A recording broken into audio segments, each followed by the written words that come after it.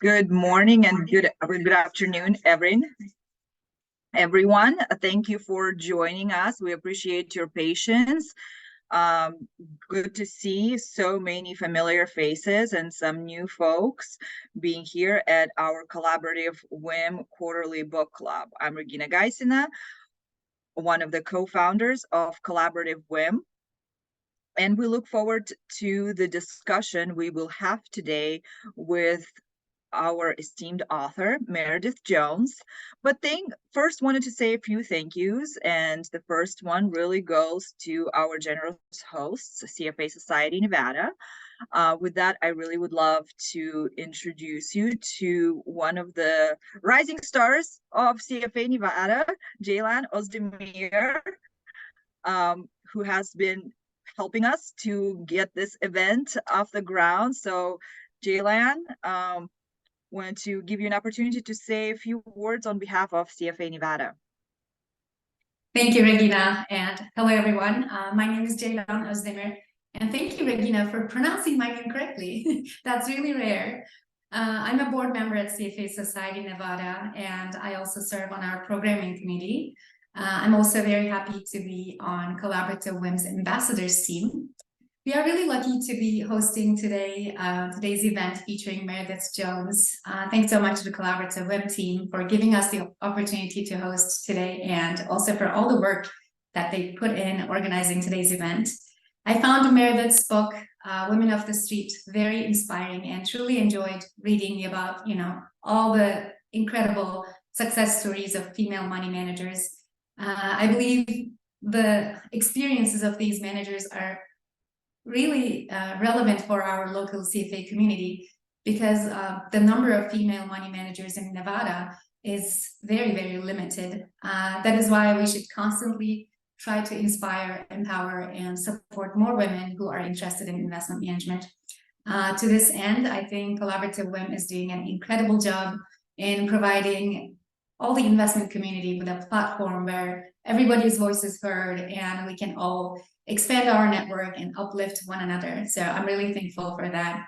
I'm looking forward to listening to Meredith in a bit. And once again, thank you everyone for joining us today. I will turn it back to Regina now. Thank you, Jaylan. I 100% agree with you that our ability to empower as a group is really a privilege and should always be treated in that way. But without further ado, wanted to introduce you our author, Meredith Jones. She's an internationally recognized researcher, writer, speaker, and expert in the alternative investment industry. Over the past 17 years, she has presented her original research and insights to industry participants around the world. She's a frequent speaker on the international conference circuit and has had her findings published in books and major media outlets.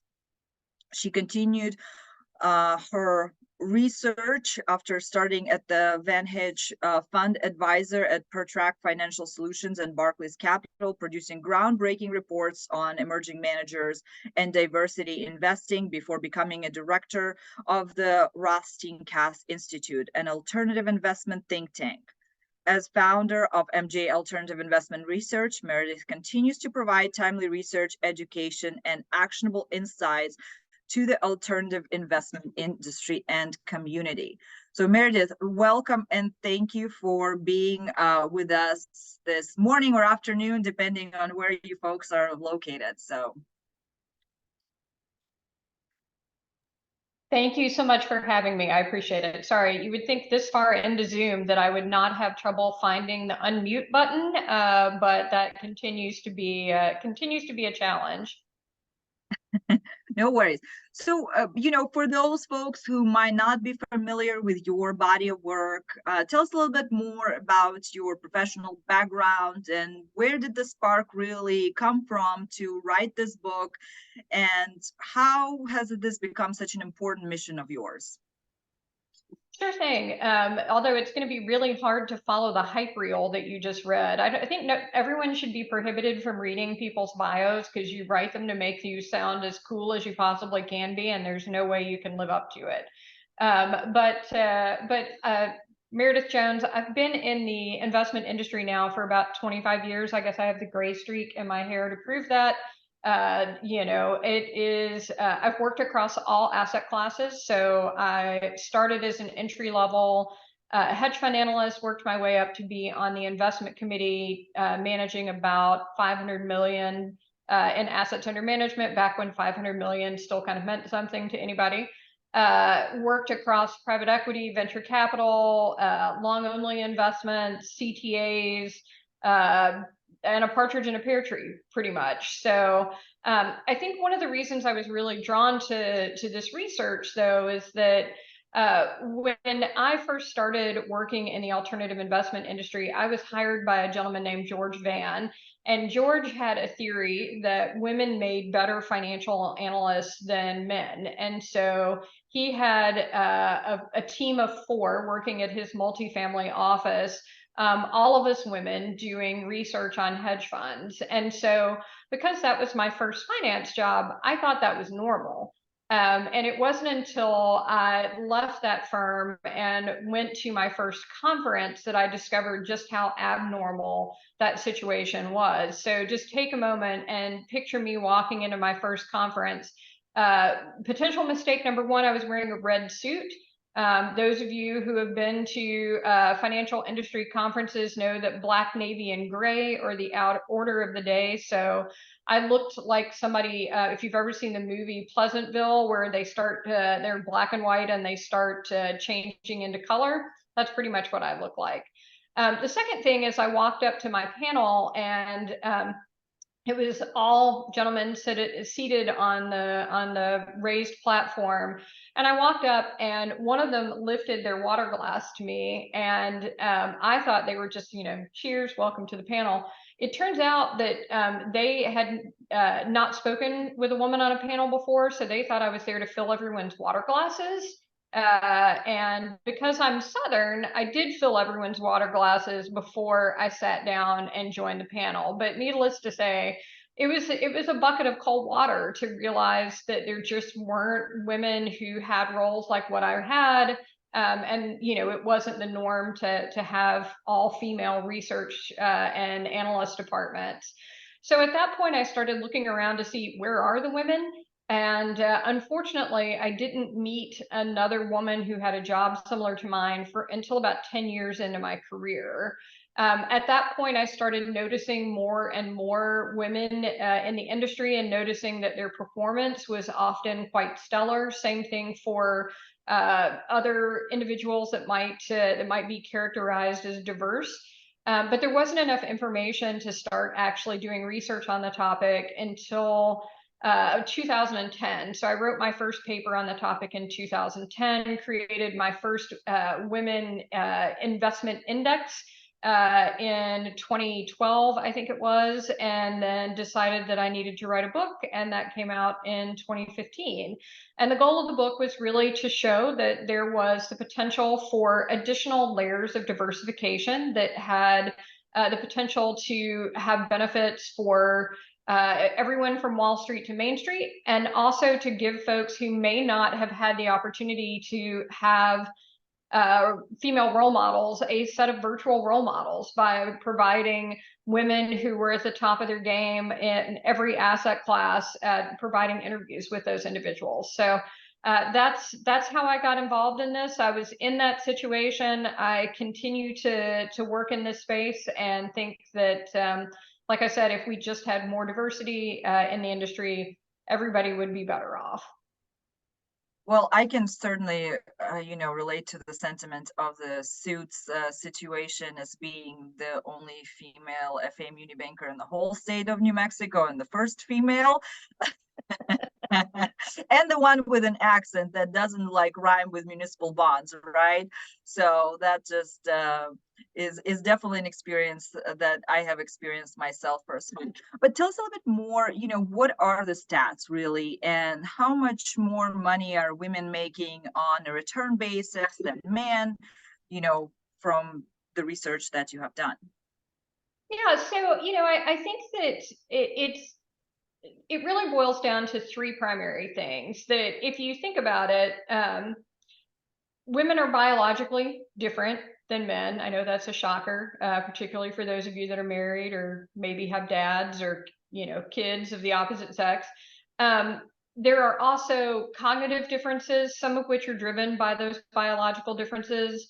And as a result, there are behavioral differences as well, some of which are learned and some of which are, again, kind of caused by those biological and cognitive processes. The result of those is that you tend to get a very differentiated investing pattern when it comes to women. Some of the things that I noted in the book were that, and that had come out in research that's cited in the book, is that women trade less frequently than men. Men tend to actually erode their returns. And again, I'm speaking in general, not all men, but on average tend to erode their returns by about 1 percentage point a year just from over trading. And that can be traced back in large part to overconfidence.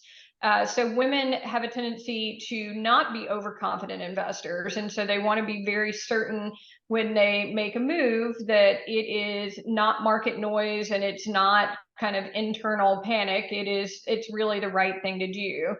In addition, if you look at what women invest in, they tend to want to understand their investments quite a bit. And so as a result, they don't necessarily have to invest in the next hot thing. They really want to kind of understand inside and outside. And so one of the things that leads to is the fact that women do a very good job of matching their expected return with their actual return. So, they're not out there saying, I know this is gonna double or triple on me, and then it never happens. What they're actually saying is, this is a reasonable valuation. I'm going to sell or, buy when it gets to this valuation. And so that's a very effective strategy as well. If you look at the way that stress impacts women and men, it's very different. A lot of that has some biological components to it. So if you look at the amygdala, which is the part of your brain that processes stress, it's larger in men, and it also has a different connectivity. And so if you look at what that does to behavior, what it means is that women have a tendency to internalize stress, and men have a tendency to want to act on stress to make it go away. And if you've ever had a conversation with a significant other, you know that may be the case. You get home, let's say you're a woman, you get home, you've had a bad day, your husband, your boyfriend, your brother, whoever you're talking to, they want to fix it, right? They want to offer you solutions. And you may just be sitting there going, I just want to vent. I just need to get this. I just need to sit with this. I just need someone to listen to me. And so if you think about what is stressful when it comes to investing, it's often when the markets are going against you.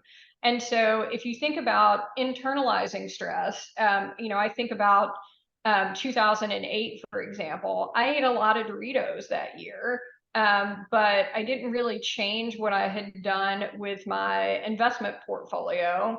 And if you look at a lot of the male traders, they sold because they wanted the pain to stop. And in fact, there was a study that came out that showed that men and women who had 401k platforms had very different returns as a result of that. So women on average returned about 3 percentage points higher than men, because they were able to sit with the stress and not trade into the bad market in order to make the pain stop, which meant they were able to capture the entirety of the run-up.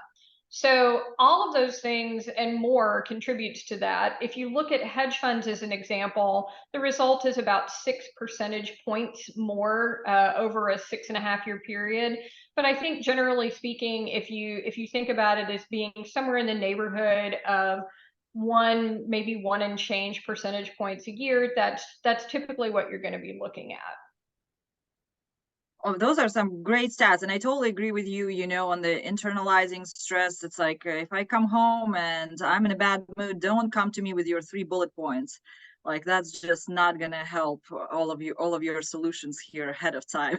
Yeah, come to me with chocolate. I mean, I hate to be a cliche in that manner, but I just want to complain a little bit and do something that makes me take my mind off of it. But I have a friend who had a couple that was divorcing during 2008, and so she was working with both sides of their portfolio because they were splitting assets. And the husband came to her and said, "I want to sell everything," and it was like March 5th, 6th, 7th. So market started running up on hit the bottom at what, March 9th of 2009. So, you know, and the woman didn't sell everything. She kind of sat with everything. And so when she looked at the difference between just that individual portfolio, which again was identical because it was split, the woman ended up making about 10 percentage points more.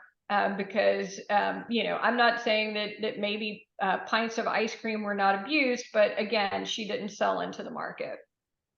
So, do you have any research or stats that kind of speak to, you know, women are more subject to perfectionism, right? We're all recovering perfectionists here. You know, just a simple example, women have fewer hobbies because we know that to all the gentlemen in the room, I'm sure you have 100 hobbies and you're only mildly good at them, but you are still, you know, participating in all kinds of sports. Women typically don't even, you know, give the starts unless they know that they are going to be perfect and win US championship in something. So is there any research that you found, you know, how does that impact performance or anything related to, you know, our imposter syndrome within the industry and decision making?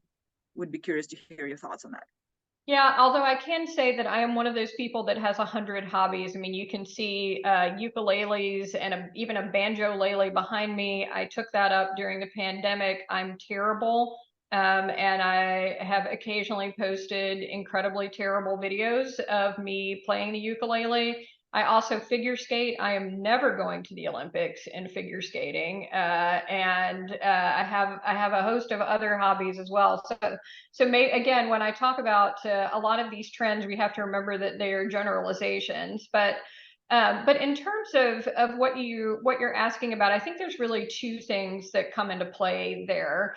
Number one, you know, we often hear that women aren't confident investors, that they don't feel comfortable investing. And what the research really shows is that, again, women really want to understand everything about an investment. So, you know, it's funny. My mom is 80, and you know, we live in Nashville. She lives about a mile from me, and she called her broker one day, and she's like, "You know what I want to invest in? The company that makes those orange barrels for construction, because they seem to be everywhere. So I know there's demand for them, and I see them get hit, so I know that they have to be replaced a lot. What can you tell me about the companies that make the orange barrels?" And so she was gravitating towards something that she understood. It wasn't, you know, she wasn't calling and asking about cryptocurrency or blockchain or something that, you know, was just out of the realm of her experience. And if you understand and love cryptocurrency and blockchain and you've done all the research, you know, there are a number of women I know that invest in that, but really wanting to understand all of the nuances, all of the use cases. You know, there is I think that there's a phrase in the South, smart foxes dig back doors. Most of the women that I talked to for the book wanted to know that they had multiple avenues to succeed with an investment before they would make it. So they wanted to know, you know, that any number of things could happen to improve the value. It wasn't just a yes or no. Even for the women that I interviewed, like in biotech, they were not looking to invest in something where it was completely contingent on an FDA decision, for example, because that's a binary. There's no backdoor for that. So I think that comes into play, just wanting to have all of the information, wanting to know that you've got multiple paths to success. And as far as the imposter syndrome, I think that goes back to the most oft cited study, which is a Barber and Odine study from like 2001, and it was on confidence and overconfidence. And again, what they found was that when they studied I think they studied something like 50,000 brokerage accounts, and they did find that particularly single men were much more likely to trade more frequently. And that was often as a result of overconfidence, because when you're overconfident, you think every time you think it's a good idea to buy, you buy. And every time you think it's a good idea to sell, you sell. And so, the percentage differences in the amount of trading that went on were staggering. And so, I tend to not think of women as being underconfident investors. I don't think that helps us very much. I think that we just want to know the ins and outs. We want to have all the information. We want to know that there's multiple pathways to success. And maybe that means we don't act as quickly. But again, it does tend to increase our win percentage. So what does your research shows in terms of, strategies that have been used by the corporations across the board that have helped women to gain that confidence? I mean, how can we really be strategic about implementing those steps? Yes, at the end of the day, the mission of our organization is to help women, right, move forward. So what can we do, and what does the research really show that has been done, already implemented, that has been successful? So I wish there was an easy answer to that question, but there isn't. The problem with getting women engaged in asset management and investing starts really, really early. So there have been studies that show that women, I guess I should say girls, start to opt out of topics in school that would lead them to a career in finance and investing around age 9. And that accelerates dramatically around age 11. So we start to narrow the funnel way earlier than we think. And so I think initially a lot of the interventions focused on working with MBAs, schools or colleges or things like that. And there's two issues with that. A, it's not early enough. And B, it doesn't take into consideration the very real challenges of, I want to start a family, and I want to start a family at the peak of, what's starting to be the peak of my career. And so I think that having interventions that focus on MBA and college is great. But I think that there really needs to be a longer investment cycle. So I am on the board of directors for a group called Rock the Street, Wall Street. We actually provide financial literacy classes to high school girls so that we can keep them engaged during that very critical point in time where they might be opting out of math or other STEM topics. So that's, I think, something that's been great. And a lot of companies, all of our sponsors are financial industry companies. So I think they've realized that they can't just invest at the college or MBA level and expect that to pay off, immediately, that there has to be a longer investment cycle. And other things that I think that have tended to bear fruit, aside from making more generous mat leave and pat leave and things like that, are number one, organizations that are starting to stress sponsorship as opposed to mentorship. So mentorship is really kind of sharing knowledge and being a resource. Sponsorship is really putting your hand out and dragging people behind in your wake. So, if you think about it, it used to be that if there was a job that was open and somebody went to, said who should take this, there was always a guy in the room that would say, oh, my buddy Jack, or, the guy that works for me, Harry, he's perfect for this job. And women weren't as great at doing that. And so I think that organizations that are focused not just on mentorship, but on sponsorship, that's a really meaningful difference. Other things I think that can help are trying to ensure that there's a path back into the industry for women who decide to take time off to have children. That's incredibly impactful. Some of the women in my book, I think one of the questions when I talk to college age girls or high school age girls is, can I still have a family? All but one of the women that I interviewed for my book had kids, and over half of them had 3 or more kids. So they ended up trying to, working with their companies to find ways to make sure that they had a pathway back into the industry. And so that can be returnships, that can be, working from home, flexible schedules. For some women, it was starting their own firm. There's lots of different ways to handle that.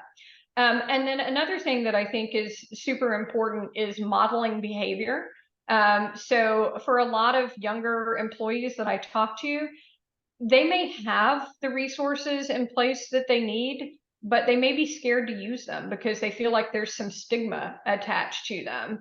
And so having the senior men in an organization take advantage of paternity leave or mental health resources or flexible time, or instead of just disappearing in the afternoon saying, hey, I'm going to watch little Johnny's soccer game, that makes it okay for everybody else to do it too. And that normalization that work-life balance isn't just a female issue, it's a human issue, is super important. And the organizations, I think, that have done a really good job of integrating work-life balance into their overall culture and haven't just kind of pushed it aside as a women's issue, I think they have tended to do a lot better job, particularly in retaining female talent. I agree with you 100% on all of those points. I think that especially on the point of returnships and making sure that your rising stars are not only folks who are 40 and younger, right? It's not like you magically go into the decline after age 40, but a lot of times that's the way the industry sees it. I know a lot of folks have been sending me messages to open up for Q&A, so I don't want to hold up the good conversation, and I know everyone is really eager to ask questions from Meredith, so just wanted to open up the floor to everyone in the room to take an opportunity and ask the questions you might have for our wonderful author here.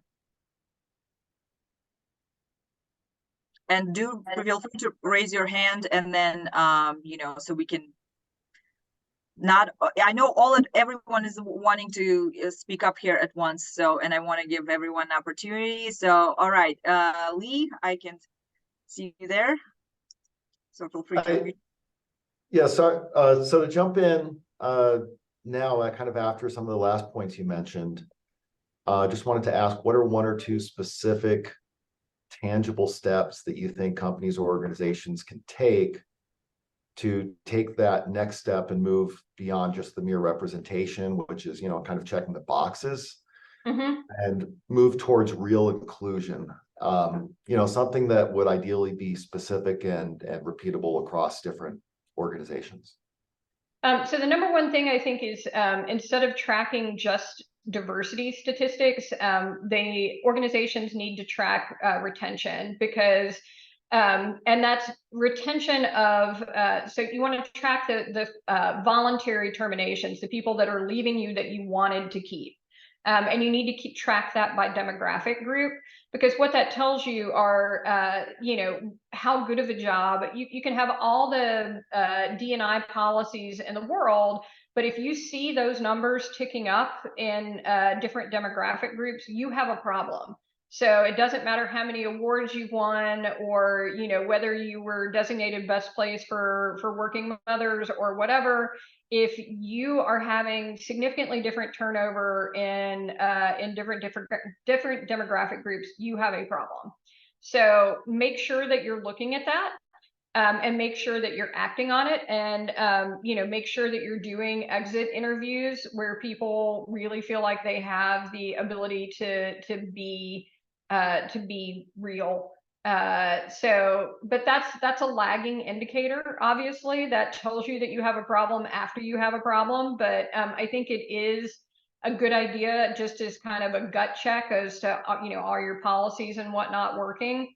The other thing that I think can be super helpful is during meetings and things like that, occasionally appointing somebody to see who's talking, and how much different individuals are talking, and to really pay attention to reiterating points that may get raised but kind of talked over, because that continues to be a problem. You know, there's the old adage, I think, that a woman can have a great idea in a meeting and she says it, but it's not really a great idea until a man repeats it. So I think from the standpoint of being in those meetings, paying attention to who's speaking, how much are they speaking, and then if a woman has a great idea, rather than repeating the idea, ask her to repeat it. You know, stop everything and say, you know, Regina had a great idea. Could you repeat that for us? And so just normalize having women's voices get heard and amplified. And again, if you don't see women speaking up in meetings, or you see that it's incredibly disproportionate, even worse, if you don't see women in the meetings, then that's a leading indicator that that turnover, the voluntary turnover statistic, is likely going to tick up in the future. All right, I can see Matt there with a question. Yes, thank you, Regina. Yeah, so I have a question, or just to kind of get your take on just like the wealth management side of our industry. So I've spent my entire career in wealth management. I think in terms of representation from women, it's been light, to say the least. Mm-hmm. And actually, I've had employers in the past say that, you know, when a job opening comes up, they're trying really hard. They keep it open as long as they can to try to get you know, more women to apply. And first of all, I like what you said about mentorship and modeling behavior as well. That's all good. I'm actually going to speak at a college class next week. So can you talk a little bit about just women in wealth management, and then also maybe some advice that I can give to this class in terms of, you know, trying to talk to younger women who may have an interest in wealth management, but may just not, maybe a little scared, or just, you know, unsure about the little subsector as well. Thank you. Yeah, so a couple things on that. The numbers are not great. So around 36% of registered investment advisors are women. I think CFPs have been kind of stuck around 24, 25% for a long period of time. So the numbers aren't great, and they're definitely an area that that we need to improve. In terms of messaging, I guess there's a couple of things there. So number one, I think that the girls that I talk to for Rock the Street Wall Street, I think they are intimidated by the math. And, you know, unless you're doing super quantitative analysis, the math is not that scary. And so I think communicating that is really, really important. I mean, you can be as technical and as math oriented as you want to be. I mean, there are people who have quant models that they start talking to me about, and you know, I have these moments like, I will never understand what in the world you just said, but go you.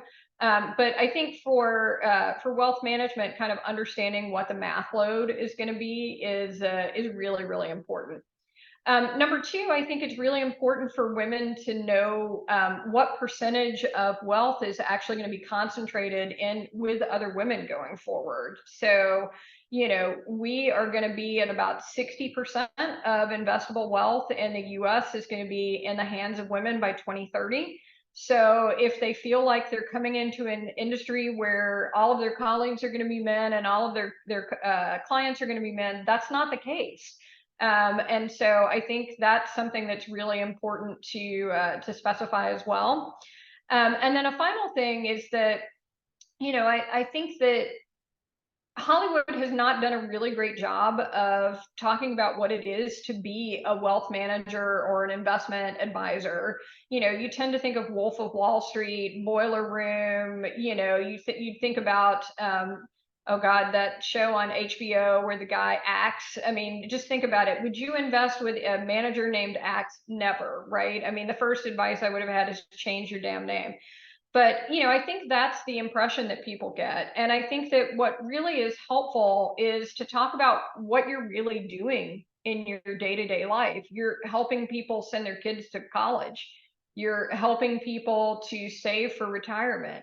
You're helping people to, you know, be able to buy a house, or to be able to buy a second house. You know, you are helping people to invest in a way that helps to, you know, promote you know, a good response to climate change. I think that aspect of the fact that, you know, I think there's this theory that women only want to go into industries where they're helping people. Wealth management is absolutely an industry where you're helping people. You know, when I have been a consultant, you know, I am helping teachers be able to retire. I'm helping firefighters and policemen who need to, you know, who may have medical issues and you know, they're widows and orphans and things like that. So I would really, like I said, I would play up the math, I would play up the demographic shifts, I would play up ESG, and I would play up the element of helping people, because I think that tends to, all of that tends to get a little bit lost. Oh, this is excellent advice, Meredith. I mean, on the axe, someone who watched the show, I gotta tell you, I think a guy named Dollar Bill probably doesn't run up as the second best investment choice either in the industry. Might be a sound name for someone who will be depreciating your assets to just dollar bills. Exactly. Right. Okay. Ajitesh, I think I'm pronouncing that correctly. That's the right pronunciation. Thanks, Regina. Thanks a lot. Hi, Meredith. I'm a value investor and I'm a first-year student at Simon Business School. And my question is basically about, you know, I might be misunderstanding here, but what I understand is like women asset managers, they tend to invest in certain patterns or something they're really, really sure about, right? So how do you balance that against, you know, trying to increase your circle of competence? Because not a particular investing strategy or a pattern will generate you wealth at all times, right? You'll need to keep changing them over a period of time. It's like, you know, what Charlie Munger says, you fish where the fish are, right? So how do you balance those two things? I hope I'm, you know, able to communicate effectively. Yeah, no, I think that's a valid question. Investing in what you know doesn't mean you have to stay invested in the same thing all the time. It just means that, like I said, I think that the women that I have interviewed for this book and that I've observed over 20 plus years in the industry, you know, they may be evaluating new investments all the time, but they want to know enough so that they can separate out. I think the most fundamental question is, if things are not performing well, is it market noise? Is it something that's wrong with the investment thesis? Or is it, you know, just a temporary blip? And so being able to answer those questions confidently is part and parcel of understanding your investment. So, you know, you may be invested, for example, in a company that you felt very strongly about, and, you know, some bad news came out about a competitor and the company's value dipped a little bit. You know, does that mean that the investment is not going to be good at all? Or is it, you know, is this a systemic issue that impacts that investment? Or is it just, you know, a market reaction to something that happened with a big name company? Being able to answer those questions, I think, are really important for any investor. And so it's just about, it's not about staying in the same, fishing in the same spot all the time. It's about understanding the bait that you need to have and when you need to move to a new spot, and you know, when, you know, not always chasing the biggest fish, but going to a well-stocked pond. I don't know if that helps or not. That's really helpful. That's really helpful. Thank you. All right, so we got a question in the chat here. So were there any especially shocking or eye-opening moments or stories when you were conducting your interviews and research? So I guess what's the biggest anecdote that you can share with you during the research? You know, so I think there were definitely shocking moments. I mean, some of them made it into the book, and a lot of them didn't, for reasons that I didn't want it to be. I didn't want the book to be too sensational, so that it would take away from the messaging of the book. You know, I can give you, you know, if you, I think I can give you examples from my past that are pretty shocking, without having to compromise the confidentiality that I had with any of the authors. But, you know, one of the things, for example, is, you know, I run into people sometimes and they say, you know, I think the gender pay gap isn't really a big deal anymore. And I'll say, well, you know, 5 years ago, I found out that somebody who I worked with at a company, you know, 7 or 8 years ago, a guy who had the same title and the same job as me was making $100,000 more a year than me. Pay gap is real. You know, so, and, you know, when I have told people that, you know, I think their jaw kind of drops to the floor. I participated in a mentoring program one time where I was a mentee, they called me because I had missed a mentoring meeting at one point, and they were like, it was so, my mentor called me. He was a senior male with the company, and he goes, you missed a really great meeting today. And I said, what was it about? And he said, we made Pandora bracelets. And I lost my mind at him. I was like, mentoring is not about making jewelry. What the hell? We should be focused on making people into partners. How does that get people into making them a partner? And so, you know, I think that some of the most shocking things is that, you know, we've heard about a lot of these things for so long that I think everybody gets a little fatigued and thinks, you know, surely this is better now. And in some ways things are better. But, you know, last year, I think there were 11 new hedge funds that were launched by women. And a reporter called me and was like, isn't this great? And I was like, okay, so there were 1,200 total hedge funds that were launched. So is 11 objectively good in comparison to prior years? Absolutely. Is it actually, you know, good standing on its own? No, it sucks. And so, you know, I think some of the biggest shocks were either people that were trying to do the right thing and had significant problems executing on it, or things that you just have heard about for so long that you think this can't still be a thing, and you find out it's still a thing. So, you know, I've been focused on this issue since 2007.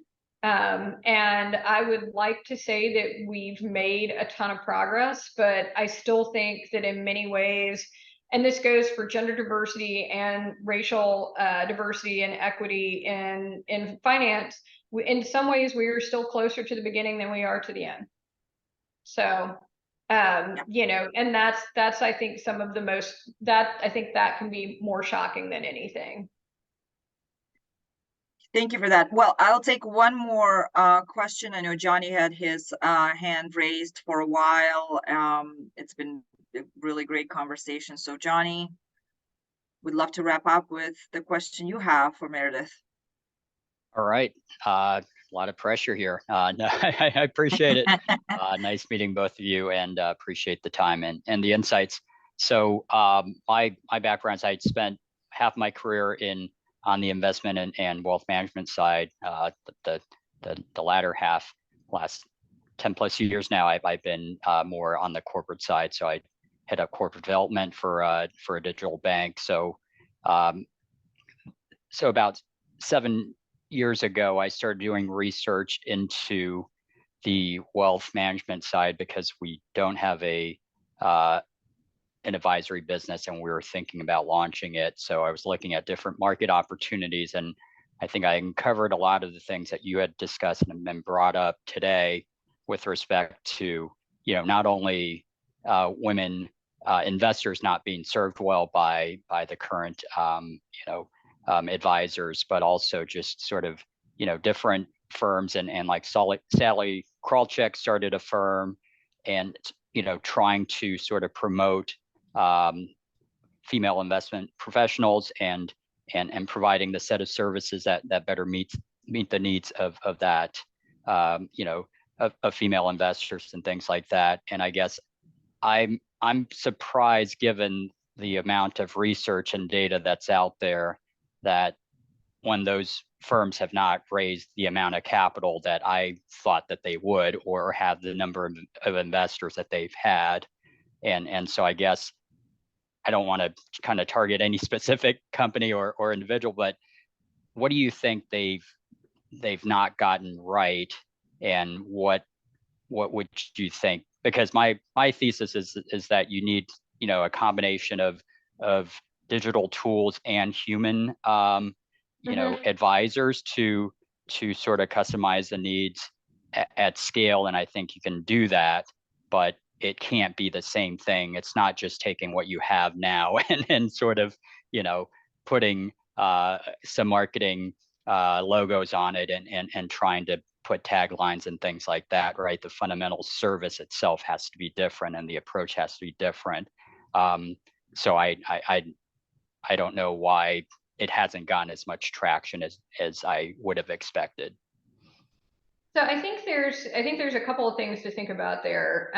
Number one, yes, the wealth management industry has not done particularly well by women, and I think the number that backs that up is that 70% of widows fire their financial advisor when they're widowed, and a lot of that has to do with the fact that, you know, when advisors historically have worked with a couple, they may have only spoken to the husband, and so the wife is like, I don't know this person, I don't trust this person, you know, whatever it may be. And so I do think that the industry needs to do a better job of being client servicing to women, particularly because of that generational wealth shift that's gonna end up putting so much money in the hands of female consumers.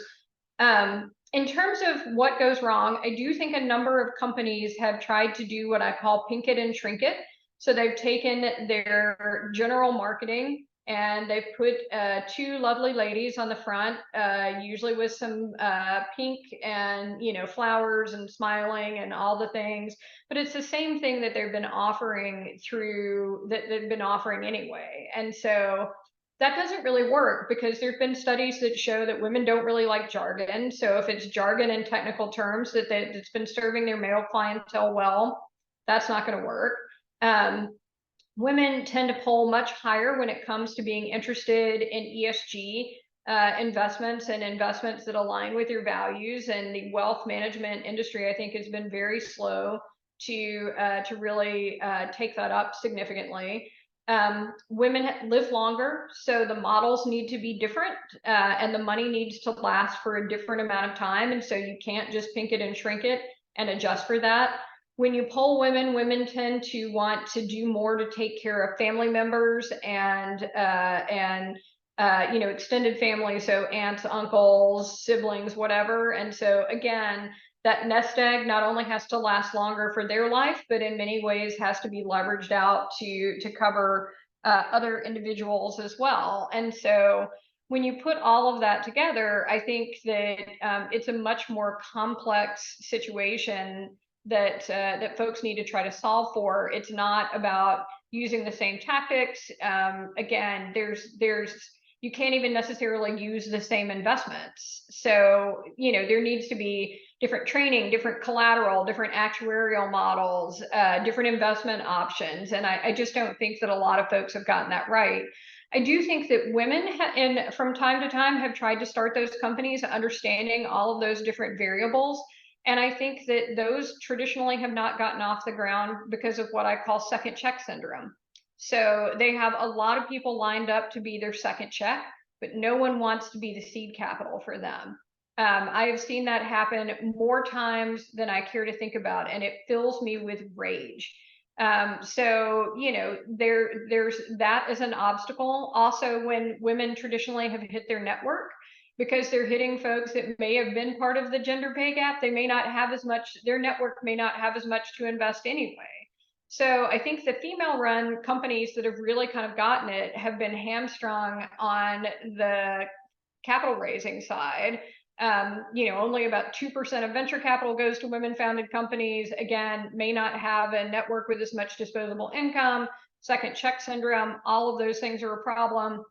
And the traditional companies, again, are not solving for the many varied reasons why women are not comfortable with the wealth management industry. So somebody needs to solve that problem. And again, I don't think we've seen meaningful progress there.